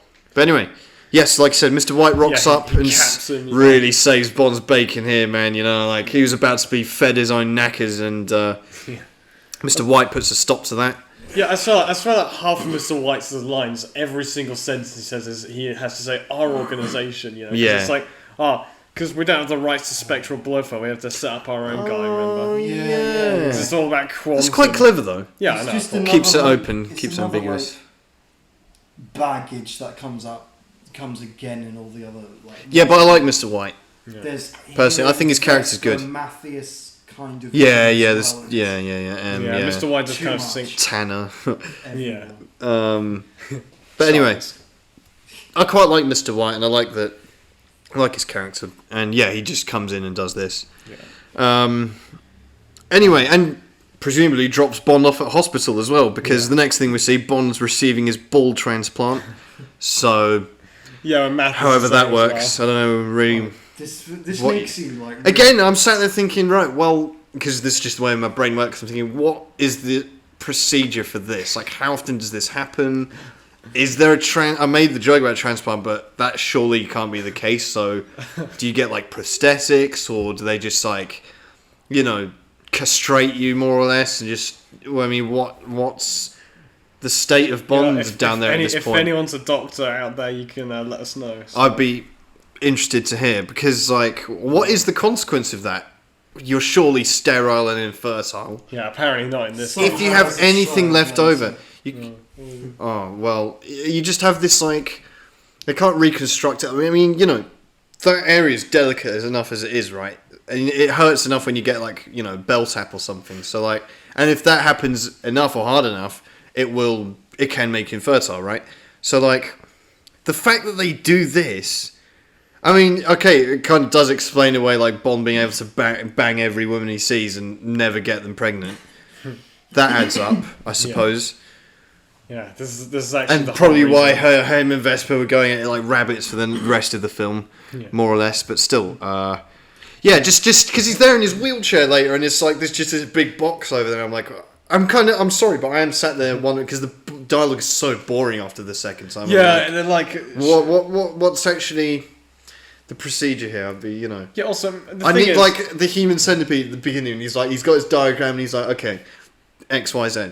the thing is I don't get as well is like Mathis has tried to Never make knew it. himself look not bait as possible. He's like in full view of Bond just spiking something. He's like pouring salt in water or something. Yeah. He's just like, oh yeah, I've been told to make you drink this. It's not poison. I won't tell you what it is. And it's stupid. I mean, I'm not going to go ahead and I'm not going to spoil a future film with Quantum of Solace because we'll speak about it next week. But like, I get the fact they're trying to keep it. Well, I don't know. They're trying to keep it open because Bond doesn't actually know. The only reason he suspects this is because Mads Mikkelsen says it. Yeah. Your friend Maths is actually my friend. But then it's like, why does he say that actually? Is he just trying to schizo out Bond? Or, yeah, I guess. But whatever. Do you think that everyone's And like betrayed him? the thing is that makes me realise the length of this film is when it's just like after Mads Mikkelsen dies, like Yeah, there's like it's just, 50 it's just minutes a left. shot of The his pacing arms and I'm like, falls off a cliff, man. It already. This like last bit feels longer than the whole rest of Yeah. the film. It's like that bit in Fear Eyes Only where like that's how bad the pacing was, and then Roger Moore kicks it off the cliff. Yeah, man. You know what I'd have done? Like, come to think of it, okay, you cut out everything between the end of that scene, BT, and the ending of this film with Mr. White again, right? So you've just fucking cut everything out from there. You have Vesper dying from torture, and then Bond's like, oh, whatever, Although then they have to get rid of this fucking money and all this shit. So whatever, the Swiss guy comes and, the big reveal, the password was Vesper. Wow, who cares? Do you reckon Mads didn't decide to put check through a couple of things? Well, it's back then as well, because it's only 6 letters, so Actually, I found some of the trivia of the page, but the code he puts in before is actually on that alphanumerical keyboard thing. It's not actually for Vesper. So later when he actually puts in a different code. Oh, so he changes it at some point? No, it's just a goof. He is expected to be Vesper. The whole film's hinging on that. Both of their lives are. And the potential billions of lives in Bond's sack as well. So, that go to waste. Well, anyway. So, I've written down here boring garden bit. Because that's exactly what it is. Yeah, they had this weird dialogue. It's like, oh yeah, we both just. Oh, you know what I can do with my little finger. What's that supposed to mean? What do you expect? It's like, okay, what are you trying to invoke from the audience there? Because we're only going to think one thing. There's nothing else obvious, so. The fact, there's even more psychology as well. Your arm has fallen off, and it's like. Give me a fucking break, Don't man. It makes me want to care, man. throw up. It's so boring and forced. I don't know That's how- the main problem I have with it. Nothing feels organic, This is the absolute antithesis of what happens in On Her Majesty's Secret Service. Yeah. Dinah Rigg, George Lazenby feels completely natural, feels completely organic, and it is allowed to breathe and everything. And they don't throw all these fucking forced lines like, oh, yeah, I'm all yours and shit, Though, but the fact that they force it and then they rely on it for Yeah, exactly. They sit there and go, okay, this is the rock upon which I'll build my castle. I mean, seriously, that come was on, man. definitely Yeah. quicksand. Yeah, exactly. Anyway, What else is there? they go on their little honeymoon, whatever, to Venice. Yeah, She's on the very beach, happy and for someone. She doesn't. and it's not even that. They're not just on Venice. They have a little bit on the beach as well, where Bond goes, yeah, let's I'll quit and we'll, whatever, sail around the world until I find a real job, whatever. He's also laying on the sand without a towel, which Yeah. We do get another look at his body, so there's that as well. But yeah, anyway, so then we cut to Venice, where Vesper recognises one of her big bad bosses. Yeah, presumably. he's bad because he's got one fucking. He's like one dumbest prop I've ever He's like seen. one of the lenses of his sunglasses fell out and he couldn't find it again. It's like just give him an eye patch at that point. It looks less. Yeah, or just don't bother with just sunglasses. You know, it's like we get it. I don't know. It's just cringe, man. And like He's all like of a sudden, indecisive. Vesper's got all these gang ties, and like, how did you get to decide what happens with tens of millions of British pounds of the taxpayers' money? Yeah. Fuck you. It's supposed to be the best Bond film ever. And best Bond girl Whatever. by some- Yeah. Yeah, according to Albert Broccoli, man. Whatever. So, she kind Shoots of his like butt. betrays Bond, sort of, right? Well, Yeah, I but guess she like takes the money and hands it over to some Mr. White's guys, and then gets trapped in a lift. And you have this weird tower collapsing. I've never really understood if It's that's in Venice, possible. to I be mean, it's fair, cool, but is that physically possible? I Don't think they know, have really. like because he shoots some stuff at the beginning that causes. Oh, yeah, those floats or whatever. Oh, Yeah, yeah. I think that's maybe like pressuring to like. Maybe. I mean, it looks cool, I guess, but it's like it looks like a video game Bond. Actually, Yeah, to it be really fair. does. And one of them's got a nail gun, which is cool. You don't see nail guns in every film, apart Yeah. from The Equalizer, Yeah. which is sick. Everyone should see that. But yeah, like, just yeah. Anyway, Vesper gets trapped in this lift. Yeah, Bond dispatches of everyone he needs to. Yeah, she's like, I'm gonna lock the door and jump out. This just makes no sense to me. This is the most weird part of the film, and there are some weird moments in this film, mind you. But with the fact she locks herself in this lift, okay, so she's basically committing suicide. Bond tries to save her, and then she's kind of like, no, let me go, whatever. And then she pushes back, and then suddenly she like changes her mind or whatever. She starts drowning for real, and then she's like, wait, no, and then like, I don't know what's going on there. It's like, and then Bond's like, also has the biggest lung capacity of all time. Yeah, So it's not like he's just sat there and he's like fucking raging around trying And to he's kick like open a making metal door. noises and like you see the S streaming out. Yeah, he's his having mouth. like a full conversation with her underwater, you know, like some, yeah, It is, and it is really and then he dumb. pulls her out somehow and gives us CPR, which doesn't yeah, work, not obviously. CBT. Yeah. Yeah, and whatever. And then Mr. White picks up his money, so Yeah, Mr. White's watching him. he's like, happy at you know. least. Yeah, Oh yeah, we also forgot to mention Mads Mikkelsen has like a Zep moment, you know, at some point in this film. yeah, that's true. That's basically it. Bond quits, but then doesn't really quit. This is the thing about Daniel Craig. He like retires. That's never happened, He yeah. retires or goes right. Bond always quits, Every man. film. Like, how But many this- times has he done it? On a Majesty's Secret Service, So that made sense. At least License to that time. Kill. Pierce Those Brosnan times always. actually made sense. Pierce Brosnan's loyal to his employer, to be Yeah, fair. yeah, they're not loyal. Roger Moore doesn't Yeah. really quit. He's put on leave though because of the Scaramanga. yeah, Scaramanga. But it's not the same as him quitting. So they do it twice, to our knowledge, in 20 films. I think Daniel Craig does at least Three three times. or four times. No, he just fakes his. Well, anyway, we're not going to doesn't spoil matter. future film. But anyway, he has this chat with them as well, where he goes, "Oh, the bitch is dead," and that's important because it's the last line of dialogue or the last word in one of the books, Casino Royale, I think. Yeah, but and then M says, "Oh well, don't be so sure." Yeah, Bond is so sour, man. He's so like salty. He's like, "Oh, the bitch is dead," like cope, man. You know, it's like his first breakup at the age of 38, whatever. Like, come on, like, Yeah, but he I mean, looks like- sorry, mate. You know. It's the thing with Daniel Craig as well. I don't know how old he was during this film, but like He was 38. Yeah, every time the camera cuts back to him, like every scene, it looks like he's aged more. And Yeah, more he's got his throughout. bare feet out there as well, and M's like, "Oh well, by the way, That's don't know if this is a good time to tell you, but you know, she was actually had this boyfriend the whole time in the mafia, so no biggie, just slips that under Yeah, the we rug, should you know. have picked up Yeah, on it, probably but, don't know how she slipped Yeah, through our this vigorous just falls- test, you know. This like reminds me of like I think in one of the newer Star Wars films, somehow Palpatine returned, you know, that sort of shit. Like it's that. It's kind just bullshit. Like, come on, man. Anyway, so Bond decides, like, yeah, oh, now I don't trust anyone. Oh, okay. And anyway, he goes. Anyway, we finally get to the end of the film. Mr. White is chilling at his gaff, whatever, and Bond shows up with shit his. as Premier in.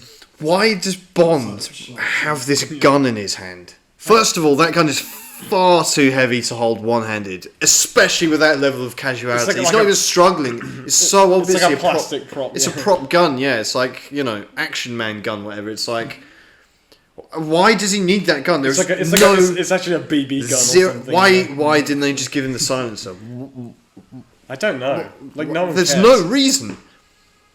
He gives us the line, say the line, Bart, finally, has all this pressure on him, delivers it well, to be fair. In my opinion, anyway. Yeah. Better than Pierce Brosnan's first James Bond. First two, actually. Jazz maybe music three. stops. Yeah.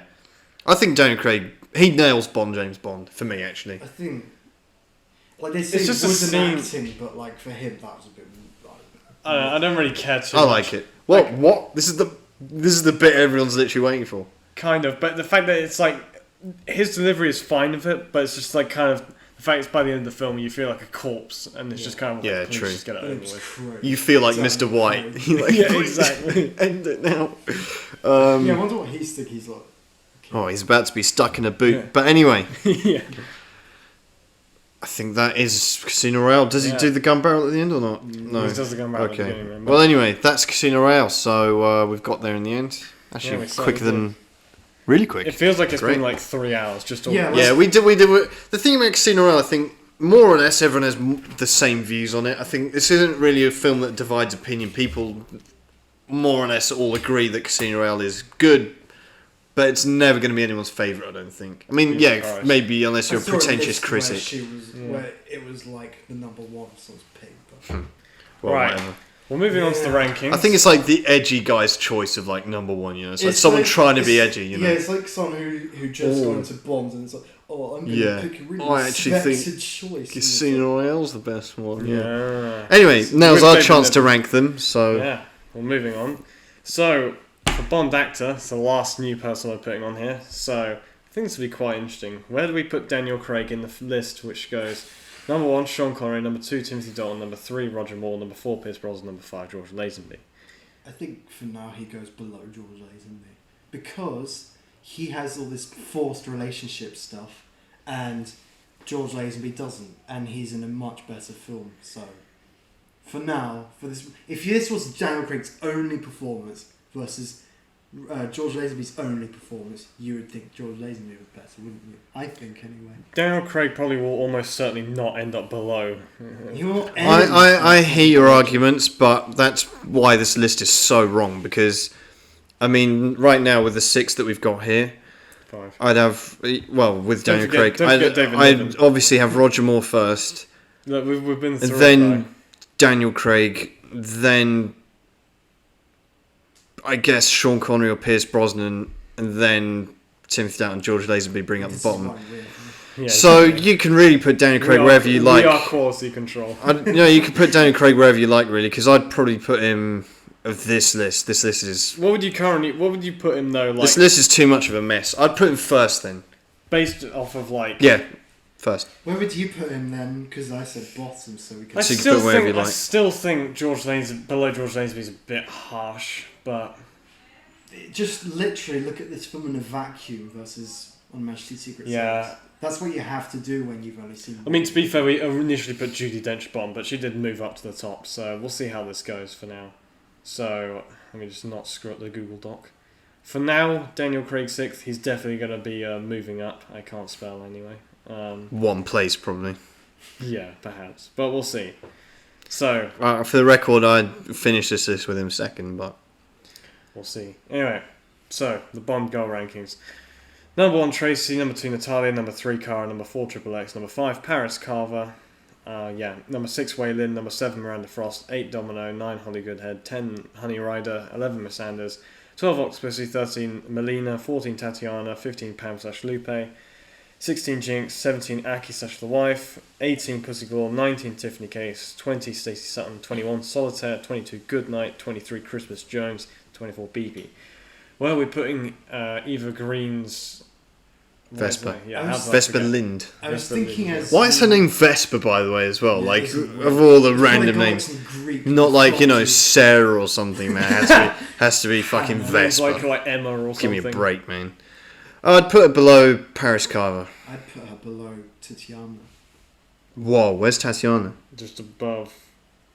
There's a really big dotted line. Why? Because Tatiana's so. They're all like. They all have like believability stuff. But They're all she's shit for me after, she's like... not- The thing is that Sort of- she there's was a dot like a line decent way higher than character, that. especially back in the day. She was like a corporal Russian cipher clerk, and she like I don't know, like. But I think she's way more believable than Vesper Lindsay. Yeah, but that's because of the plot. Okay, that's because we've ripped apart the plot. Eva Green is a good actress. She has good chemistry. She has presence, and what her character does is pretty good. We're talking about the character themselves, and that's actually a credit to Tatiana, if anything, because she managed to do it well, even though she wasn't. Yeah, but Vesper's yeah. Some of the writing isn't great, but I think she's still just like a lot of cringe like, too. Tatiana doesn't do that. Alright, I'm obviously losing this battle, so you could put her 25th or whatever you're about to do. I've tried.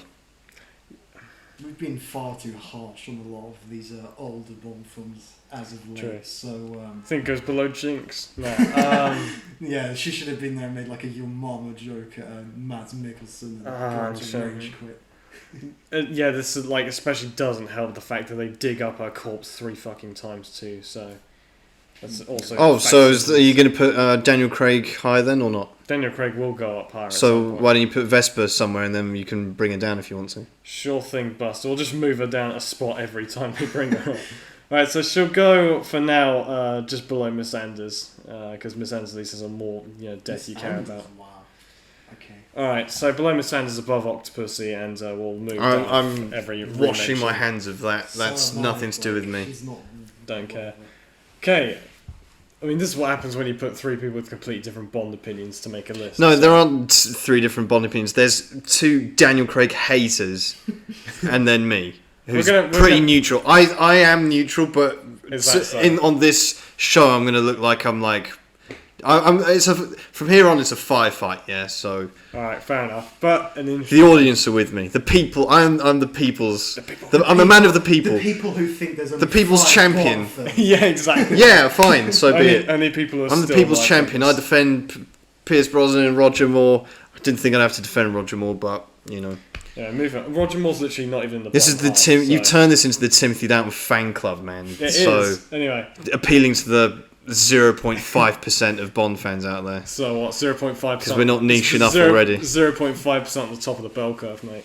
Anyway, now the villain ranking. Wow. Number 1, Max Zorin. Number 2, Blofeld Donald Pleasance. Number 3, Goldfinger. Number 4, Blofeld Tavas. Number 5, 006. Number 6, Fran Sanchez. Number 7, Gustav Graves. Number 8, Hugo Drax. Number 9, Elliot Carver. Number 10, Scaramanga. Number 11, Kamal Khan and Orlov. Number 12, Dr. Kananga. Number 13, Dr. No. Number 14, Rosa Klebb. Number 15, Electric King and Renard. Number 16, General Hummel. Number 17, Lager. Number 18, Stromberg. Number 19, Koskov and Whitaker. Number 20, Christatos. Number 21, Lager and Blofeld from Never Stay Number Again. And number 22, Blofeld, played by Charles Gray.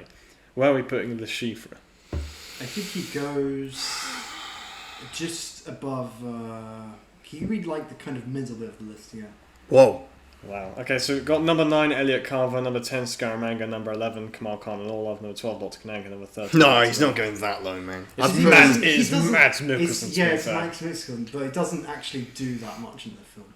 He just sits there and plays cards. I think. Yeah, but he's good at that. He also crushes. What do you want to see Mads Mikkelsen have a fist fight with Daniel Craig? Yeah, he's like can barely breathe on his own anyway. He does like wipe out his potential ancestry, so No, I put him below 006 actually.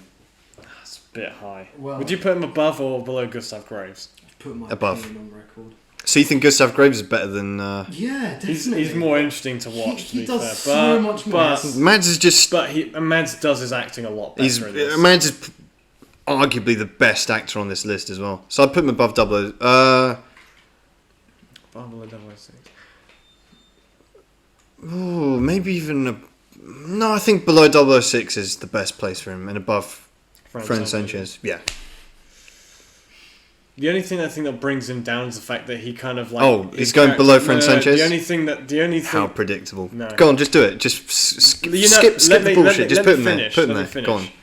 He's going. The only thing that hurts Mads. He's going 7th, people.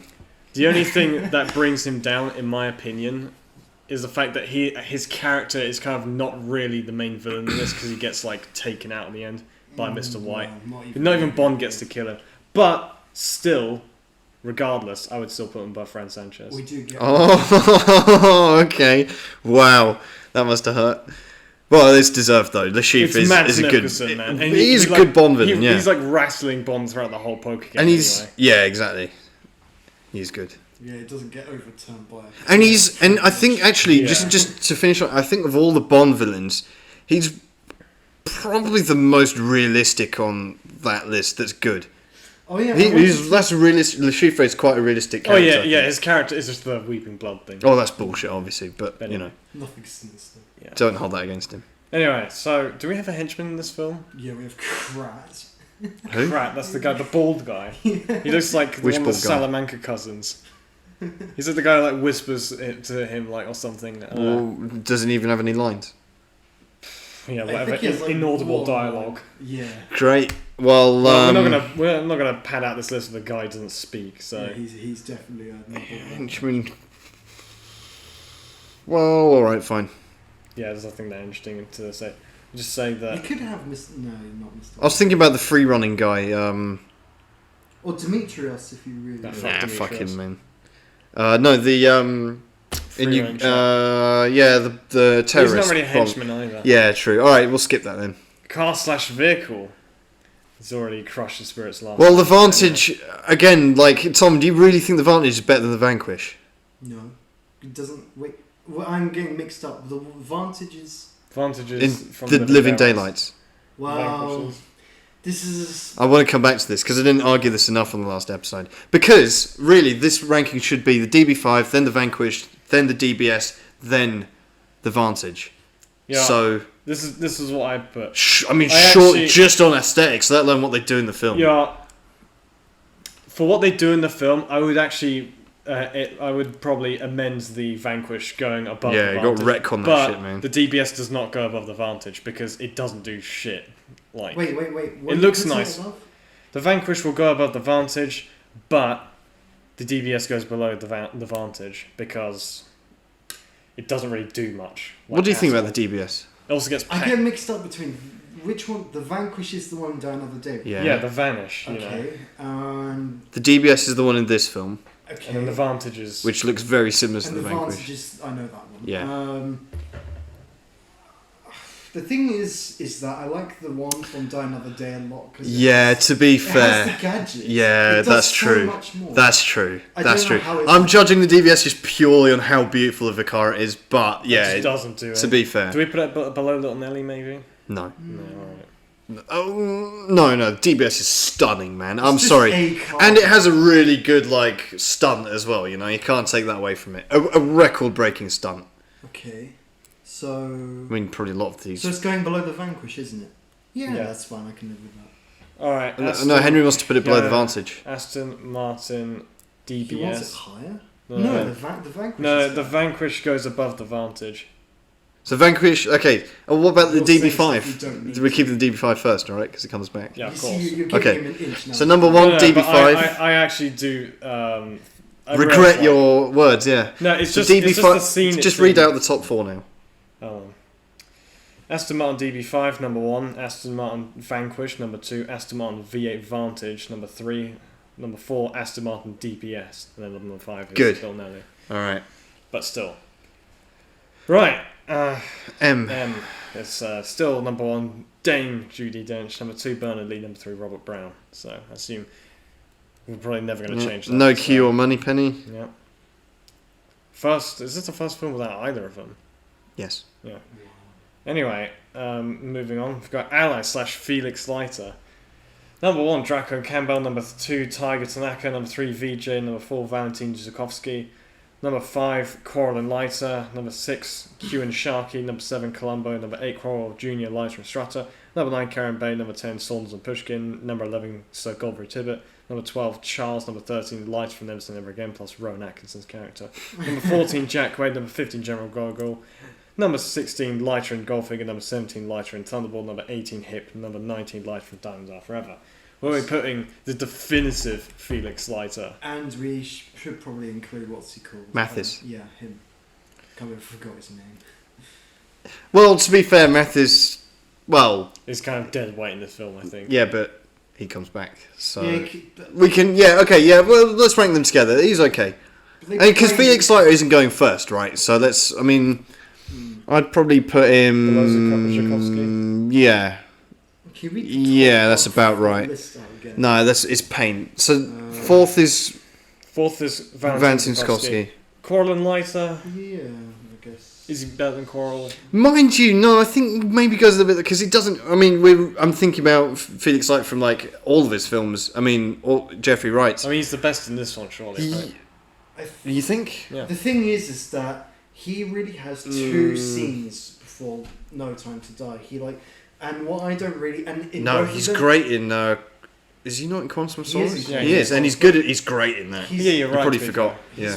Yeah, but the thing is, by No Time to Die, they make it out as if they're like childhood friends. Or Well, something. they are. They're buddies, man. I Not love really, them. I like, love them. he's I like- love them. Felix is just. But anyway, we'll get a chance to. Would you rather it to be the same boring guy like every single No, of course Felix not. Leiter But like, previous? I just don't like how he's done No Time to Die. And I think he's great. It's a lot less forced than Eve Green. That's for sure. Yeah, and all the I other put. guys before. Well, we can always move him higher as well. So for now, maybe above below Coral and Lighter, I would say. Alright. Yeah.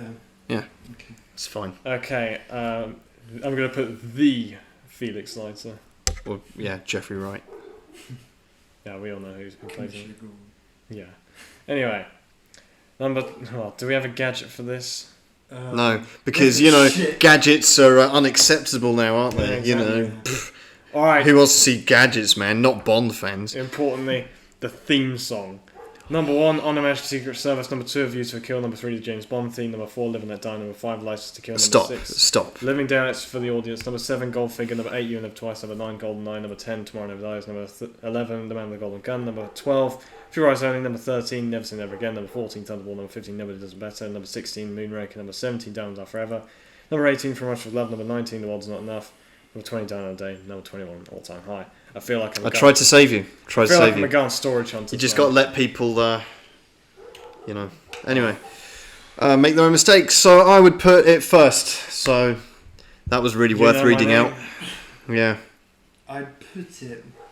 I'm gonna say I'd put it below. What's it called? Living Daylights. Personally, I'm just going off of what. These are all good songs. I'm not going to lie, but I would put it first. Yeah. I listen to this I don't quite listen to regularly. I'm thinking. I listen to it sometimes, but not as I'm much thinking, as some but others. I'm just thinking, is it first or And second? this is the Bond song for me that makes me feel like Bond when I listen to it. Yeah. I'm literally walking through the street or the office and I'm like, yeah, It's man, like- I've it's got like a gun. It's Like, Patrick Bateman. yeah, it really is. Wait, you say you've It's got a gun? so atmospheric. There's so much personality in this song. It really defines Bond for me, and it's a great song, just regardless as well. So yeah, I'd have to put it first. It just personifies But the Bond. on the Majesty's Even the Secret music, Service the one's actual so- lyrics, because we never talk about the lyrics that much because there isn't usually much to talk about. But it's like, you know, yeah, it's so good, man. There's a really almost double entendre part in one of them that just makes me cringe in a way, and I've never been able to unhear it. But What's that? I won't mention it just for Well, you. what is it? Well, the bit where it shows what's her name, Vesper's face for a Yeah. brief second. It's like, if you come inside, nothing will ever be the same. Yeah, It's but like, who cares? I don't know. When I Who gives hear a it, toss? Doesn't matter. It just- it wasn't lying to be fair. So Well, anyway, And furthermore, not only is that song there, but the actual title, the title sequence is sick. that it's paired with, just really is the cherry on the top. I know that's think- not necessarily I what think- we're ranking, but it has I to don't go first for me. Yeah, I think I'll put above on the Majesty's Secret Service. Those are both elite tier, S tier Bond songs. So They are. you know my name, number 1. Sorry, Tom, but the cards were not in your favour. Okay, Huh. the opening, number 1, Die Another Day, the hovercraft chase. You just end with the chap. What's his name? Fuku something. Fukutu. Yeah. Fuck you too, isn't it? What? That's what his name spells. Oh yeah. Fukutu. Fuck you I too. never thought. Yeah. Yeah, anyway. Who's the Japanese chap at the poker game? Yeah. Anyway, so number 1, Die Another Day. Number 2, This is the opening. yeah, Huh. The Spy Who Loved Me. Number 3, Goldfinger. Number 4, Octopus. Number 5, Moonraker. Number 6, Goldeneye. Number 7, Living Daylights. Number 8, A View to a Kill. Number 9, Tomorrow Never Dies. Number 10, The World's Not Enough. Number 11, On the Majesty's Secret Service. Number 12, From Russia with Love. Number 13, The Man with the Golden Gun. Number 14, License to Kill. Number 15, You and Live Twice.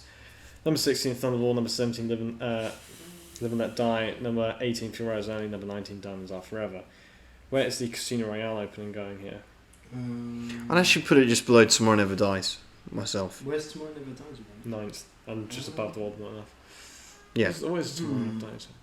That's when he's in Russia, man, with like, or Siberia or whatever, and he's like using the AK and the fighter jet to shoot up. I mean, it's a completely different opening, but that's what I want from it. The opening to this is cool and it's good, but it's just like not giving me the adrenaline. Oh yeah, the thing, action-packed stuff. I think the worst part about the one in Casino Royale is the fact that like, unless you've seen it already, it doesn't really make sense what Daniel Craig's finishing the guy's sentence with. It's like, yeah, that's true. The second is yes, considerably. It's like, oh yeah, he means killing someone again after you've already killed someone is more easy. Yeah, I get it now. Very clever writers. Anyway. The bit where he goes, oh, that's a good line, actually, I thought. Yeah, exactly. Yeah, like the writers literally pat themselves on the back. Like, if it's going... where's Tomorrow Never Dies? 9th. So, if this is going in at 10th, then... I mean, these are top 10 of extremely good openings. Yeah. But I think, unfortunately, with Daniel Craig films, the openings really start to fade. They're not like what they used to be, unfortunately. Yeah. They just can't capture the magic anymore. Yeah, that's right. Yeah, because they're not allowed to have fun. But the amount of times they did capture magic is absolutely fine. I can live with there never being another good Bond opening again, because we've been so many good just ones. Spoiled, blessed with so many good ones in just the Roger Moore era. Just like reading through this thinking about all this stuff. Oh yeah. Anyway, moving on to the Sigma moment of this film. Okay, what are we nominating? There was a line. Cock and ball It was torture. Felix Leiter, yeah, he was saying, we we need need the money. Yeah. That's a good one. But I also want to throw Mads Mikkelsen's hat in the ring for when he goes, nothing sinister. He doesn't say No, he that. does. There is one line he says. I pointed it out yesterday. What was it? Shit. It should have stuck in your mind. Oh, man. Can't you remember? No, not really. Mads Mikkelsen. I thought it was supposed to be him when he just doesn't protest against his... Yeah, that's it. Yeah, when they're going to not chop really- her arm off that's and he's not like, really a line, I don't care. but Well, it's an action. it's a moment. It's Sigma moment, exactly. It doesn't have to be spoken. Most Sigmas are silent, you know.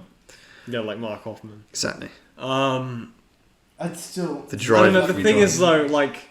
It's not like Jeffrey Wright isn't cool either. Yeah, exactly. I feel like as much as I really want to put Mads Mikkelsen on this list... You have to. Felix Leiter will get his chance in a later film, right? Because there aren't that many Sigma males in Bond.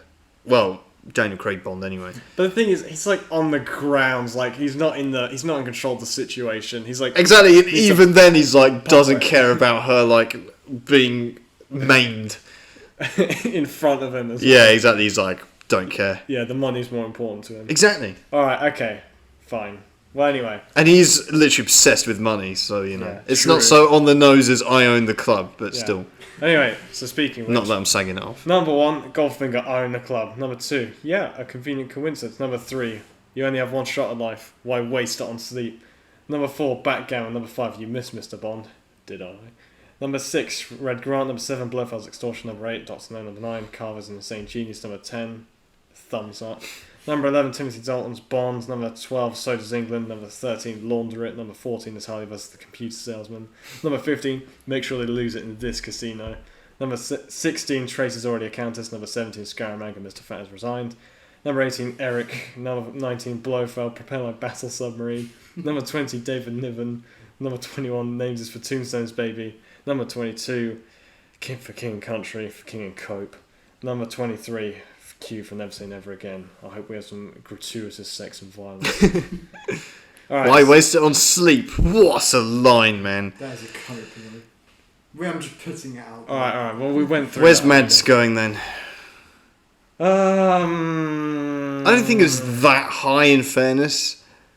He is a Sigma male, but this isn't really the biggest demonstration of his... I wish they acting used him chops. a bit more. Yeah, I agree. Yeah. I think they should, like I said, just chop out Demetrios and all those guys and just, like, throw way more light on Mads Mikkelsen. Yeah, exactly. Like, I mean, Could have seen him do way more stuff. The funny Man. thing as well with Mads Mikkelsen. See more of his dungeon, you know. and He all that. actually, when he was like blanked his way through the interview for this because he had never seen a Bond film before. He was like just like lying about loads of shit, which is quite funny. Yeah. He It's did the quite George funny. Lazenby, which is... Yeah, literally. But for a villain, that's pretty cool. Yeah, Yeah. exactly. It Bond guy that don't even... It's probably why his character's quite refreshing for a Bond villain. Yeah, because he's. Yeah. But anyway, we're not ranking him. We're ranking his Yeah. I think this goes... His lack of sympathy for his girlfriend. His own below girlfriend. Carver's insane genius. Who, by the way, he this is supposed to be his girlfriend, right? I don't think he even looks at her at any point, He man. does at one point. He doesn't kiss her, he doesn't touch her, he's just like... that's she's right, the play ultimate Pokemon. showpiece, man. Like, he's just there to gather the money, man. He doesn't care about it. She's like asshole. She's like his Jill Masterson, kind of. No, not even that. She's not. She's Like just paid to be yeah, but seen Goldfinger with cares about that. Man, if she left him, he wouldn't notice. Wouldn't notice. So for that reason, I think he should go quite high. Where, Maybe He does look over Red Grant, somewhere like that. Maybe above He Red thinks Grant. He's screwed Bond with the final hand. You missed Mr. Bond. Well, I can't go above that. Yeah, maybe above Red Grant. No, below Red No, Grant. below Red Or what's Red below Grant's Red not even Grant? seen with a woman. Blofeld. Oh, extortion. Yeah, above that then. Extortion. Anyway, Red Grant is seen with the woman. He gets his little back rub, doesn't he? Yeah, but he doesn't even look at her. He's like, don't care. Anyway, so number 7, His loss. Les Chiffres. His loss. No, put Mads Mikkelsen, man. Like, let the name ring out. I've all I've referenced him to Mads this episode is Mikkelsen. Mads. He's playing himself, Slime. man. Mads Mikkelsen. Yes, it's actually a documentary Yeah. of Mads Mikkelsen. Alright, now this is the final ranking. Oh, this is gonna be interesting. The film, number 1, On Her Majesty's Secret Service. Number 2, Goldfinger. Number 3, Octopussy. Number 4, License to Kill. Number 5, Moonraker. Number 6, The Living Daylights. Number 7, The Spy Who Loved Me. Number 8, You Only Live Twice. Number 9, Die Another Day. Number 10, GoldenEye. Number 11, Tomorrow Never Dies. Number 12, A View to a Kill. Number 13, The Man with the Golden Gun. Number 14, Live and Let Die. Number 15, Doctor No. Number 16, From Russia with Love. Number 17, The Rock. Number 18, The World Is Not Enough. Number 19, Thunderball. Number 20, Never Say Never Again. Number 21, For Your Eyes Only. Number 22, Diamonds Are Forever. Number 23, Casino Royale, the parody version. So where does... the parody? Yeah, David Niven obviously knocked out the park in that one. I think Orson Welles is a way So where better would you chief. put Casino Royale? I want to hear your opinion first. Yeah, because I normally I'm normally 2 out. Sits on the fence, but Well, as long as it's I'm below normally- Timothy Downs films, it's I'm fine. normally- But I've just asked you a question. Where would you put it? Where would you put it? The reason why I don't start normally is because I'm normally 2 out of breath from reading this. Where would I put it? This is really tough. So I think it might be either above or below Die Another Day or You Only Live Twice. I was looking at that area as well. Maybe even below GoldenEye, actually. Yeah, because the thing is that, like, by the way, you put Die Another Day above From Russia with Love. Yeah, but From Russia with Love shouldn't be this far down. We'll change that at some true, point. true. But Stay tuned. No, Fresh definitely deserves to be there, man. It's such a boring film. You would have man. put it below The Rock if you could have, man. Rock's more entertaining. Yeah, I would. not all about No, I wouldn't say that. Yeah, Yeah, it's- exactly. this is the entertainment industry. yeah, Anyway, but they do. we're not talking about From Russia with different Love, we're types talking of about stuff. Casino Royale. Well, I don't want to be the guy to say put it above Die Another Day, but I think it goes below that because I'm not sure actually. I mean, Thing sorry, is, below, yeah. You have to make like time for this film. To watch. Yeah, you have Yeah, to you need to, dedicate like, your entire day to it, man. Yeah, you have to like... Even afterwards, you feel like yeah, you it's need to, like, midnight. you need a time to recover as well afterwards. Well, fine, in that case, yeah, put it below Die Another Day. But does it go below GoldenEye? I think it goes below. Does it go- I'd sooner watch GoldenEye than Casino Royale. It's so much easier. Yeah, to same. watch. Ooh. Yeah, but this, like, You got random... Natalie, you got Alex Yeah, but you also have, like, Pierce 50 Brosnan's best. You've I got- know, but you've got his Mads. best performance. But you've got Mads Mikkelsen. You've got You've a got terrible soundtrack. Chris Cornell. Yeah, exactly. Soundtracks. You got a Soundtrack's terrible not great in this You've film got, either, You've got to be fair. 900,000 minutes of sex scenes / deaths by That's thighs. just because of seeing What, Casino Royale? man. No. In this, in You got cock and GoldenEye. ball torture in this. Yeah, Like, but how that's much more but extreme that's such can a you get? that's so much better though because it's You like, know what? Oh. It's The not only just- really argument that you've got is Mads Mikkelsen, which I agree is cool, but Desert Island, They didn't let him do enough in this film. Desert Island, am I taking GoldenEye or GoldenEye would be a this? great way to.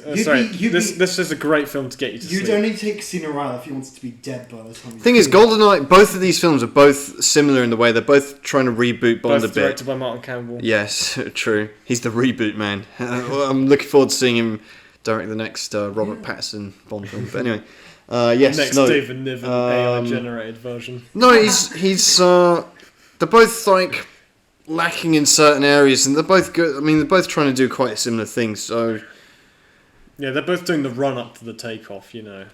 yes, Well, I would this- put in this it. film's case. Well, same with Goldeneye, to be fair. I don't know. And the other thing is, I've watched both of them Too many many times. Yeah, so I don't know. You can choose. Henry's got the final say now. Because Henry's so decisive like he that. thinks Casino Royale's above Goldeneye. I think Okay, it's well, below. I'm neutral. I don't mind. You've got Mads Mikkelsen. Oh wait, so I've got the casting vote. You do, yeah. I don't really. The only really bad thing about Goldeneye. I don't is really the mind, music. to be honest. You want Casino Royale to go first, above Goldeneye, right? I don't know, really. You need to convince me, to be honest, because I don't really know. The only bad thing is the soundtrack. Really. The soundtrack is Actually, you know what I'm thinking? Just because of all the other Daniel Craig films that are about to come that won't do well on this list, I think it should go above Goldeneye. But you shouldn't. But they have a way the better other Bond gun in that films, one though. too. You should like see the film. This is like tactical ranking. Without This itself. this is why it's ended up like this. It's not actually what you think. It's just because the other films are worse. It's like most of them. Yeah, but but actually, to your point, in 2006, right, and what this did do for the Bond industry, for better or worse, it made a big difference, and it was what we needed at the time, and they made a lot of brave decisions, a lot of which came off, and Daniel Craig is a good Bond in this, so Pierce Brosnan isn't. yeah, GoldenEye's good though, yeah, that's the thing. I think It's a tough it's one. really funny. Like I can imagine like some like traditional Bond fans going insane right now because these are both below No, Done. this is yeah, true, but this is a fair debate, GoldenEye versus Casino Royale. Well, I don't know, I really don't know.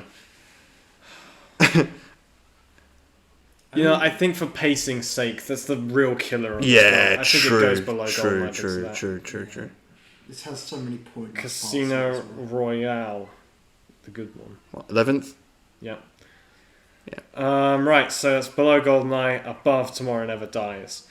So that currently concludes it for now. Yeah, I'd actually still watch the one. Well, there we go. So, thanks for joining. Next week we'll be doing Quantum of Solace, which is a very cool name. Mhm. So we'll see you then. Same bat time, same bat channel.